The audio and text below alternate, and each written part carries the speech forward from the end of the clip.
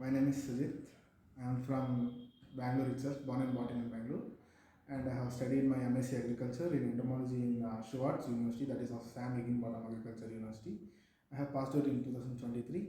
Once after my completion of MSc Agriculture, I joined Rajajinagar QSpiders, where I took a course on manual testing.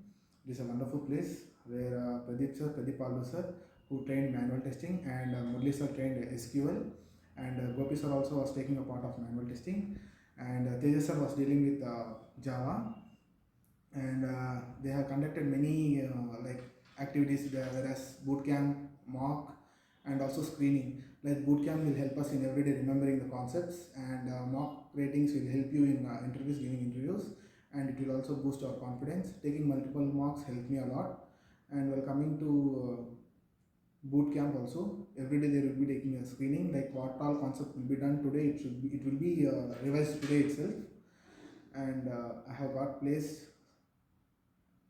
in Bangalore itself, and thank you so much.